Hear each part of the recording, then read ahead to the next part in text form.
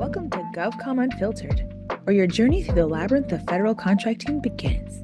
I'm Alexa Choi, your guide and host on this epic adventure. Here, we dive deep into the heart of government contracting, shedding light on the heroic tales of those who navigate its complex terrain. Our mission? To bring you closer to the action, revealing the critical steps, triumphant victories, and occasional pitfalls that our intrepid adventurers face. Your journey into the world of government contracting starts now, and we could not be happier to have you with us. Let's embark on this adventure together. Thank you for being with us today on GovCom Unfiltered. Today, our guest is somewhat outside of our typical GovCom, guru. And I'm super excited about this conversation because also we didn't script any of our questions. So I don't know where it's going to go. I don't know what's going to happen, but I'm like super here for it. So Adrian, welcome, and please introduce yourself. Well, thanks. It's great to be here and looking forward to the off the script conversation. My name is Adrian. I'm the executive director, or former executive director, I should say, of an organization called the Center for Public Impact. I just handed over the reins last month. CPI is a not-for-profit foundation. We work around the world with governments. And what we say we do is help reimagine government. And by that, we help governments to really try to think as creatively, as innovatively about the kinds of challenges they're facing, both policy challenges and sort of internal challenges, and how to respond to those in ways which are a bit more oriented towards the nature of those challenges and all of the ways that we can think of organizing today that are often quite different to the way that government's been organized and functioned traditionally. So we're trying to challenge the status quo. We're trying to bring a little bit of creativity and innovation into government. And we do it with local, state, federal governments, and even sort of international organizations as well. So it's a pleasure to be with you and share some of the stuff we do. Awesome. Thanks. Wow. I have so many questions from there. So we'll see if we can have a jump off point. So before we started, you kind of told me that you live overseas and you work with the US government as well. Which countries that you've worked with do you find most receptive to the innovative approach from a more human angle? And what does that even look like? Like, what is a more human angle? Like, give me some actual concrete examples. Yeah, so as you can hear from my accent, I'm British. So I do have some familiar, and I used to work for the British government as well. So in the past, I was a civil servant in the UK. But now I live in Sweden. And the reason I'm here is because I'm married to a Swede, and we decided to move over here a few years ago. So I've started to learn a little bit more about this part of the world as well. And I have to say, just sort of starting very close to home here, a lot of the things that happen in Scandinavia are often quite interesting when it comes to government and public administration. So one example is in Finland, the neighboring country here in Sweden. And in Finland, a few years ago, they started to think, and this was at the federal level, that, oftentimes we pretend that we have all the answers, or that we pretend that we can control and manage things much more than we can. And when you're a government, there are some benefits to sort of pretending like we've got this, we have a solution to this problem and we're going to roll it out in the following ways, because there's obviously some political advantage to be able to say that. But if you think about it, for most of the challenges we face now in society, climate's a huge example of this, but other examples around migration, aging society, homelessness, whatever topic you want to pick, these are complex problems. These are not problems that can be tackled using sort of traditional reductionist deterministic logic. You have to approach it with a totally different mindset, which isn't we've got the answers, we can solve this, but is more like, hey, this is complex, nobody has the answer, but how can we create a system that can better address that and hopefully improve over time?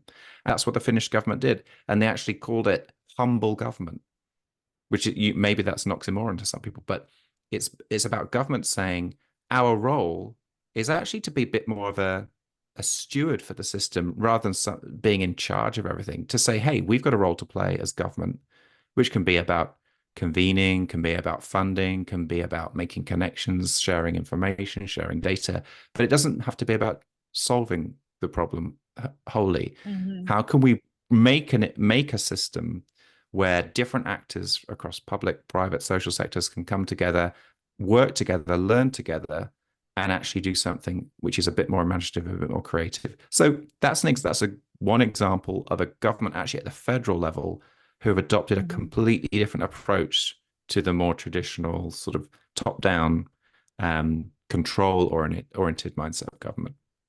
Very fascinating. So one of my friends went to go work for a Finnish company and moved over there. I don't think he works for that company anymore, but we had a lot of conversations because he was trying to hire some Americans to work for this company. And, you know, so Finland's been one of those that's sort of on the forefront of doing things differently, being different. And so it's exciting to hear you bring this example up. One of the challenges I see about this kind of approach is that it might not be money first, right? And so living in this very, and I know America's sort of capitalistic sort of a mindset, how do you balance like making sure that you're putting the human first, but you might have other factors that come into it, right? And then, like for example, but there's all these memes out there about, European out of office being like, I'm off for the summer holidays for the entire 3 months. See you later when I get back in like October. Meanwhile, the American one is like going into open heart surgery, but I'll have my cell on me, hit me up. So like, there's like different approaches. So how do you keep the human first with these different approaches? Yeah, good question. And what we're arguing for at CPI is not that everything that happened prior was wrong. It's just that the balance was wrong. To give you another example, there was a movement started in the 90s, actually came out of the US, but the UK picked it up pretty quickly, called New Public Management. I think Al Gore had a sort of reinventing Oh, government commission, and that's where those ideas came from. And what New Public Management was about, in a nutshell, was bringing the disciplines of the private sector to the public sector. So it was about creating markets. It was about making sure you had mhm. the right data. It was about pricing things. It was about organizing using efficiency as the sort of watchword and trying to deliver services as efficiently, as effectively as possible. And, on the face of it, that sounds great, right? And is sort of the mindset that you're articulating. So we need to watch the money. So it was a lot about how we do things efficiently. Mhm. What's the value for money Right. behind things? The problem with this is, especially in public services, many of our public services have a very strong human component. And it's a little bit difficult to measure everything. It's a little bit difficult to organize everything as efficiently as possible because you end up basically just focusing on the stuff that you can measure and manage and not on the stuff which might actually be important. Right. So, what we're arguing is not that all of that measurement and management is completely useless, but it has a place. And let's not let the culture of government get captured by that one way of thinking. It was enormously helpful to improve things from where they were, but it's not the whole story. And as we get more sophisticated now in terms of like if use of AI is a good example, where in the Hmm. past, maybe we did have to manage things through a small set of KPIs and a balanced scorecard. That's not how it works today because we can access information and interact with information, qualitative and quantitative, in completely new and exciting ways. So what we're simply saying is let's open our minds to the possibilities of these other ways of thinking, these other ways of working in government, and not allow ourselves, as I think actually happened, over the past 10, 20 years, to get captured by one way of thinking and one way of working, which has clear deficits and clear areas where it just doesn't work so well. Well, you brought up AI, so now I feel like we have to go down that particular rabbit hole. I But do see technology kind of like evolving and the way that, you know, typically government, and I'm talking from the federal government, US federal government, because that's my background really, and I'm not really qualified to talk about anything else. It is really risk adverse, right? That's their approach. Like, regardless of KPIs and this and that, like over anything else, even over, trying to make a lot of money is like, how do we stay risk adverse, right? mm-hmm. So, how do you lean forward into innovation and make sure you're keeping the human first, like you said, that's the main thing. And then how do you lean forward into innovation, embrace all of these things, but then still stay in a risk balanced atmosphere? And I know it's like the holy grail Yeah. question. It's not like there's one thing out there that's going to be like, oh, this is how you do it. But like, from your perspective, what have you seen that might work? For sure. I've done quite a lot of work at CPI on what it means to fail in government. Hmm. So we actually have a program called Fail Forward, which is it's aimed at cities, but it's about encouraging city leadership to think about failure as, and this is a bit trite, but I think it's true, a learning opportunity rather than something to be embarrassed about and hide. Right. Because without failure, it's difficult to learn, and without learning, it's difficult to do anything new and innovate. So, these things are all kind of part of the same process. But I agree, it's so hard in government to fail at anything because the costs can be huge, right? So it's not Yeah. irrational to have this risk minimization mindset. And the costs can be huge politically, but they can be huge, for people, because if you're Amazon and you don't deliver a parcel, and someone might be a little pissed off. But if you're the state and you screw up someone's heart operation, then this Yeah. is life or death, right? Or if you Right. incarcerate someone who's not supposed to be incarcerated, these are horrendously consequential decisions. So of course it's sensible to have a risk management mindset. The problem is the framing, I think, often. So often that we're trying to manage the risks that we can see. So like, the wrong decision or the wasted dollar Right. here or there. And those are kind of like the sort of acute risks, you might describe them as.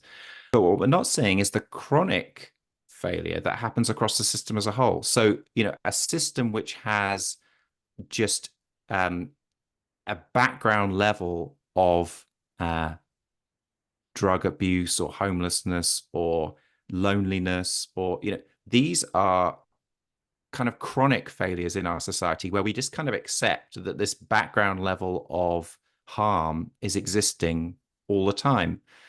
And that failure is a little bit off the radar, right? Because it's kind of, Right. it's it's kind of just background noise in a sense. But that failure is huge. So if you think about the Hmm. cost of all of those lives, the despair that's caused by things just not working out in public services, or through government policy, that cost is absolutely huge, and it completely dwarfs the more acute failure of like this case went wrong or that case went wrong. So we need to Right. rebalance when we think about risk, not just the visible immediate failures, but the chronic failures, and ask, what's the cost of maintaining a system that just Hmm. chronically fails all the time, rather than trying to work towards a system which does a little bit better than that and ideally is kind of improving all the time. And so that's again why we say the ways of working from the past few decades have basically got us to a point where we are locked in a bit of a chronic failure situation. We need something new to get out of that. And I'm not saying I've got all the answers, but I think embracing some of the principles that we argue for, and in particular, focusing on learning, focusing on relationships, focusing on empowering people, is, I think, a fruitful way of thinking about how you move things forward from that sort of chronic failure that we've seen in the past. Okay. I got a hard question for you. Agree with you on the chronic failure piece. I feel like the boiling frog situation, right? There's a lot of the water's getting hotter for a lot of people. Not everybody, not all the time, but definitely certain sections of folks that, if we're being honest with ourselves as taxpayers, as Americans, or in any other as global citizens, you know, we need to be doing a better job, whether it's childhood literacy or homelessness or a lot of different big, huge things. Based on what you just said, what are some of the incentive structures that would need to change to enable that like forward movement on those? So one of the principles that we talk about a lot at CPI is what we call optimize for learning rather than control. So this is a statement of which is supposed to be a little bit challenging, but it's challenging the control mindset that exists in government. So the control mindset in government and in many other organizations is one where it's much better to do the thing that you're sort of mandated to do, rather than to do something different, something new, something that's sort of a little bit off the beaten track, for all the reasons we were just talking about. But the problem with optimizing for control is that it just locks you in to quite a static way of thinking and working. It's very difficult to change. So if you think about the incentives in government, a lot of the money, how you get promoted, the sort of regulations, the guidelines, the forms that have to be filled. These are all oriented around control, around making things a standard and efficient, as I was saying earlier, etc. And there's a place for that clearly, but we need to think about what incentives we can put in place to optimize for learning, because Right. it's only through learning that things are going to get better. And actually, there are very few incentives for for learning in government right now. So it's not actually that hard a question, because in a sense, like almost anything you do to encourage learning as opposed to trying to control everything all the time will be better than it is today. But for example, you might say, and another one of our principles is, you should hand power down the system to those who are closest to the action. So those who are actually know and understand a problem best should be the ones who are empowered to make decisions in relation to that problem. And that's a broad sort of argument for localism and subsidiarity in our systems. And it's also an argument against hierarchical control, certainly sort of extreme hierarchical control. And just by doing that, just by saying, hey, we don't need to make every decision as high up in the system as we make it today. What can we push down and genuinely empower people to experiment, to try different ways of working? Just by doing a little bit more of that, then I believe you'll quickly start to see some real benefits in terms of innovation and in terms of ultimately better outcomes for the people involved. Like that, the whole curiosity thing, right? More curiosity, more learning, more asking, why are we doing it this way? What could we be doing differently? Federal proposals, your voice, less time, exceptional results. Voltron gives you the power of custom language models to reduce proposal development costs by 54% and start to finish submission time by 63%. Voltron is the only AI platform that synthesizes the valuable business development and capture information you obtain to write high-quality, compliant proposal content specific to your company and each solicitation. Stop throwing it over the fence. Schedule a demo today at vultron.ai. So I guess the next question would have to be around, the upcoming presidential election for the United States, right? I'm sure that on a global scale, it's pretty embarrassing for us, but pretty entertaining for everybody else in the rest of the world. But not just the US, right? Most governments have a challenge where, the leaders come in and they come out every few years. And so really getting a consistent culture is really tough. So if you want to foster a culture of learning, a culture of development, a culture of growth, a culture of take all the decisions off the table, what are our options? Let's start over and pick something different, pick something new. What is your organization, or you, like, what have you seen work to kind of like build that from the bottom up rather than the top down? Yeah, and this is as you said, this is a feature of democratic systems or systems with elections, in the sense that every 4 years or every 5 years, we go through a cycle which sort of starts with promises and then goes through a period of sort of delivery and implementation, and then sort of ends with a period of sort of justification and scorecard marking, and then you rinse and repeat. And again, I'm not saying that is that needs to be completely discarded. It's just that it feels like we're way too over on one side in terms of the balance here, where that political cycle is driving far too much of the culture of government, to use the word that you were using. We should expect as citizens that our public institutions and our governments have a culture which exists independently of the political cycle, right? They have a mandate to serve the public good that is irrespective of political leadership. This is exactly what democracy is supposed to be about. And I think we have not invested nearly enough energy and effort in asking, how can we really, what does that culture look like in government that's distinct from just delivering on the political promises of the day? What does it look like to really be working in the public interest for the long term? And what would a culture look like that would cherish that and maintain that and celebrate that over time? One country that's done that quite well is another small one, I'm afraid, another small country, New Zealand. So New Zealand actually, they were, interestingly enough, they were one of the poster children of new public management. So they took new public management, what I was talking about earlier, they took the full version of it and just did it as much as they possibly could for a decade or so, and reorganized their departments. So they had like chief executives who had like KPIs, and the whole thing.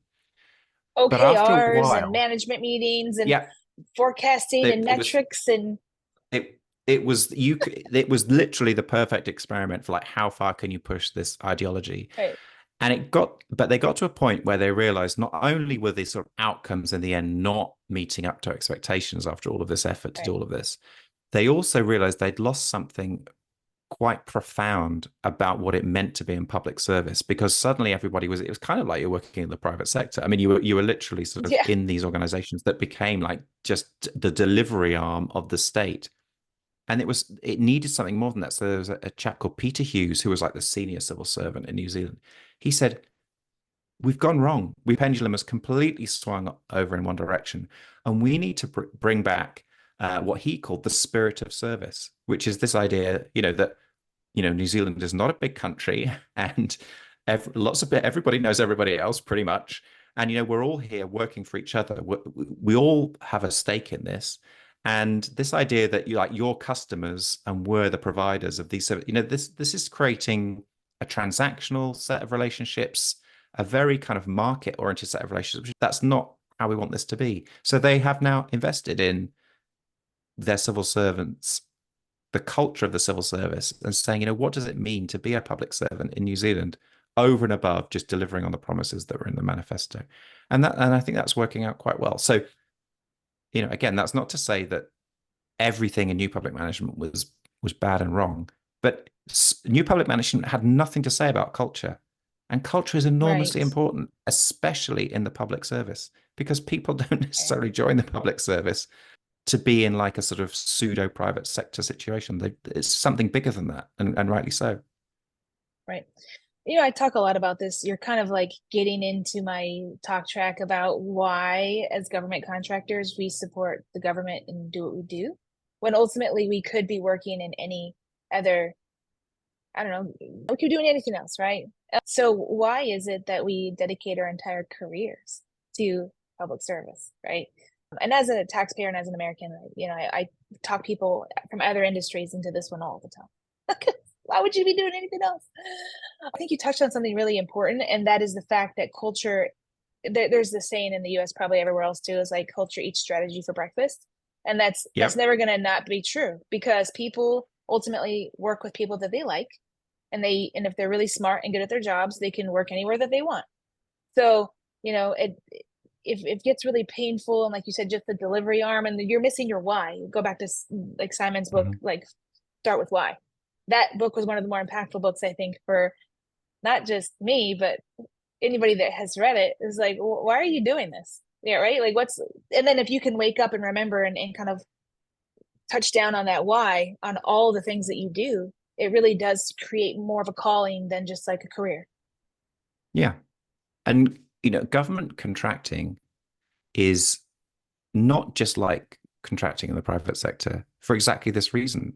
Because I think the best type of government contracting, and you know a lot more about it than I do, but from what I've observed, the best type of contracting in government is where there's not just kind of like, have you delivered the cost on time and all the rest of it, but is there a sense of values alignment? Is there a sense of shared purpose? Is there that common kind of why sitting behind it? Because if there isn't, it is just going to be like a transactional relationship, which is going to fall way short of the potential possibly.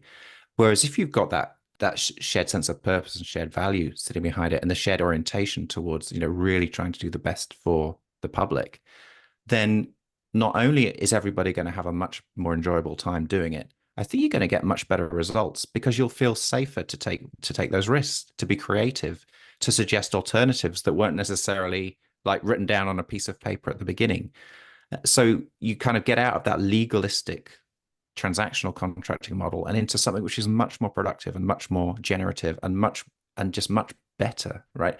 And that's got so much to, it's actually very simple in the sense that it's about recognizing that we're all human beings and we're all here to try and improve things, especially those of us who've decided to dedicate our careers in one way or another to the public sector.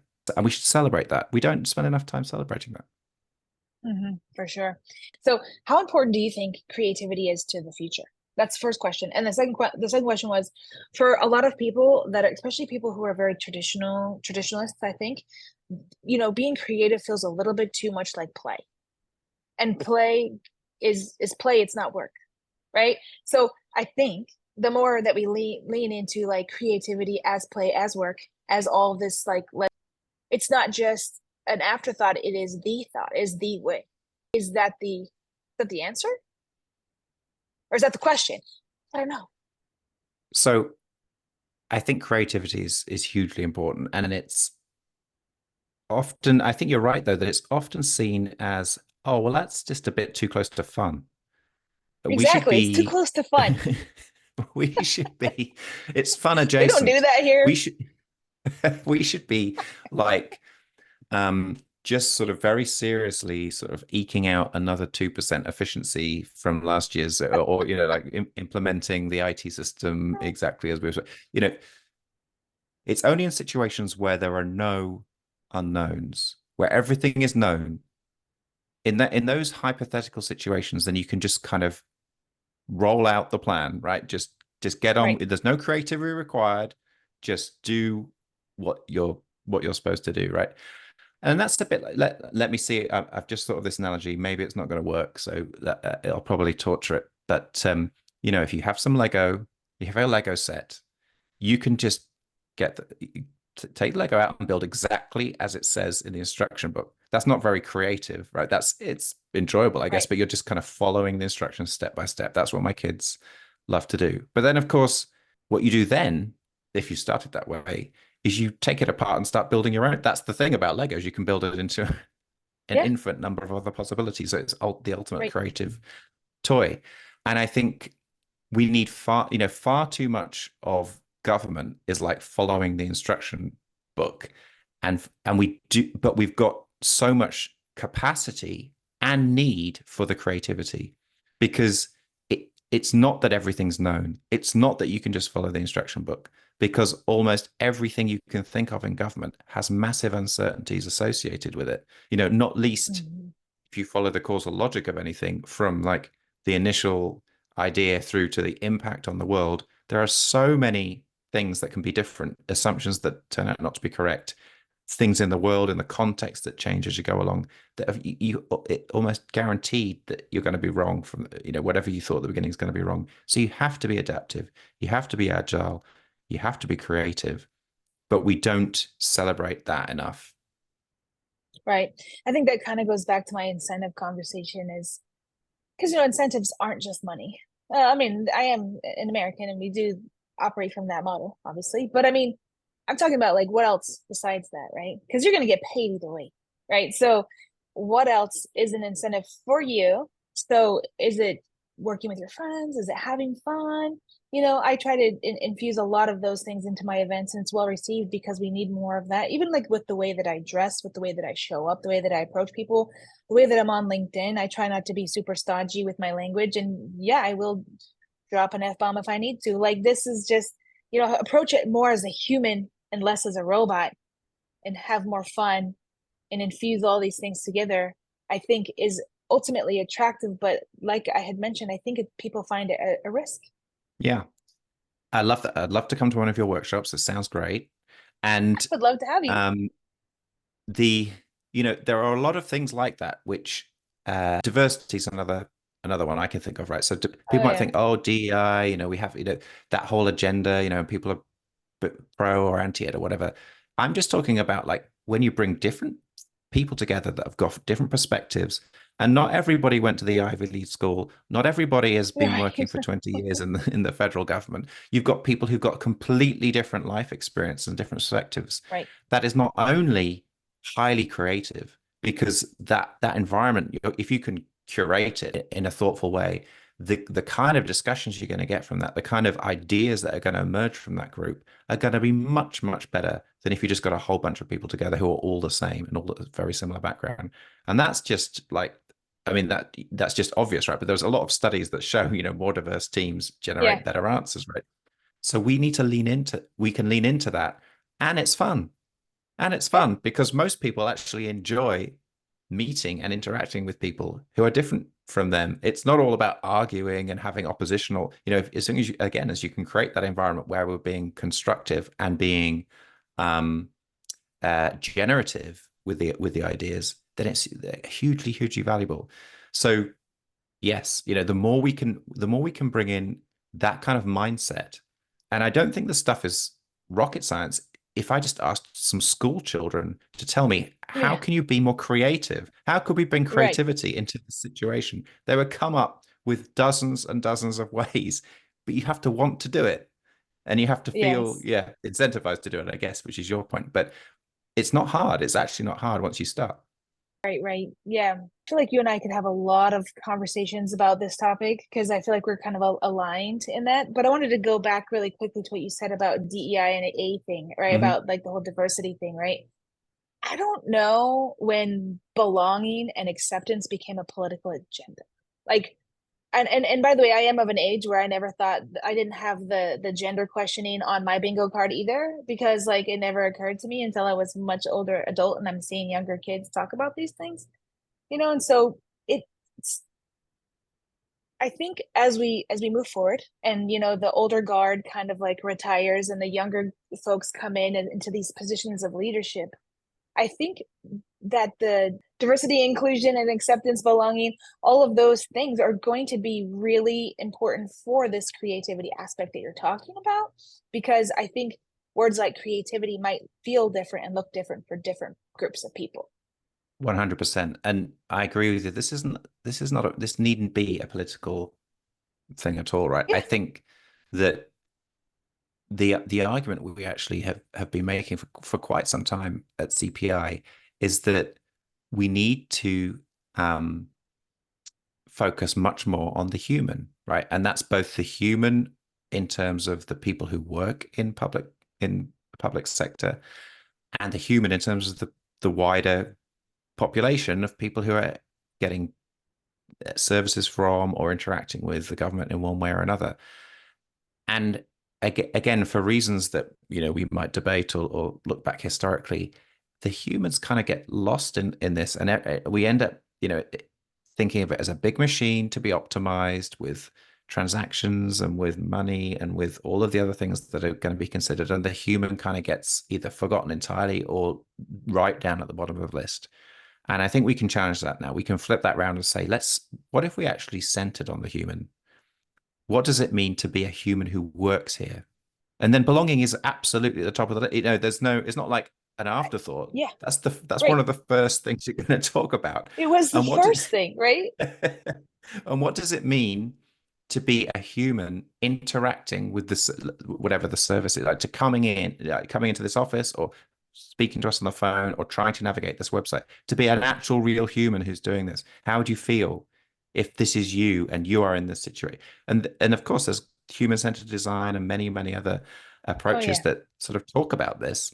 But for whatever reason, I think at the bigger scale, we've kind of lost, and it's almost like by exception we bring that in rather than by default we should be oriented Right. to the human and ask ourselves, what does it mean for this to be a human system? There's a colleague at CPI that's written a lot on what he calls human learning systems. It's a little bit geeky, it's a little bit academic, but it's right in the sense that how can we cultivate systems that are human oriented and learning oriented, and taking that systemic view rather than the deterministic view? These are the things we should focus on. I love it. I think that the whole concept is super fascinating. But as I suspected, we're going to run out of time, so I want to catch you with the last two questions that I ask everybody, because at some point I want to have like a book of advice from all the people that I interviewed. And the first question is, if somebody, a young person or anybody, had come to you and said, "Hey, I'm really inspired by your journey. What are two pieces of advice you could give me? What would they be?" The first piece of advice I would say is seek out people who you really respect and like, and work with those people. There's no point working with people who you don't feel that way about, because you're not going to have the best experience. It's not going to get the best out of you. And yeah, life's too short. So always seek out those folk who inspire you, who challenge you in a good way, and you just really want to spend time with, because if you're going to be working with them, then you're going to be spending some time with them. The second piece of advice in relation to my and as I mentioned at the beginning, I've actually recently stepped out of a role and I'm sort of transitioning into a different role. I don't know what that role will be next. And often people have asked me, like, how did you plan your career? How did you know you were going to be working in this job and then this job and then this job? And I honestly don't know if this is good advice, but this is what I say. So it's absolutely true. It's like, I haven't planned anything. Almost everything that's happened to me has been like, and I think it's related to the first, if you put yourself in a position where you're doing work you love with people you respect, good things happen. And you don't have to do a ton of career planning in that situation, because if you get the first stuff right, the sort of what happens in your career comes along with it. So don't over engineer that bit. Yeah, I really love that piece of advice. Actually, both of those are great, but the second one specifically, because I think like this is my issue with goals. That's my issue with any of that, like, oh, my 5-year plan. Like if somebody asked me a 5-year plan, I'd just be like, I'd be grateful to be alive, right? Because those things are so fundamental. Like pick people that you like, building cool stuff with people that you like, and keep it that simple. Keep the doors open and let the universe really surprise you with what happens. Yeah. Because if you plan, you're like, oh, I have to be a VP in 3. You know what I mean? Like it really holds you back, because you never know. You literally never know. I always tell myself, like, if I had went back to my previous self a year ago and said, a year from now, you're going to be doing what you're doing now, I'd be like, yeah, that sounds pretty wild. Right. But that's life. Yeah, exactly. So yeah, as I say, it's been how I have experienced my career so far. So I think it on the basis of a data point of 1, it's worked for me. I love it. So last question, what do you think your personal superpower is, and how did you know when you found it? What I did realize pretty early on in my career was that I was quite good at sort of the big picture thinking, the conceptual thinking, and less good at the details, right? So oftentimes I find in situations that my superpower is to be able to join the dots between different ideas, maybe in different domains, maybe different parts of the conversation, and sort of take that 1 or 2 steps back from the meat of the conversation. Say, hang on, maybe we can think about it like this. Maybe there are some dots we can connect like that.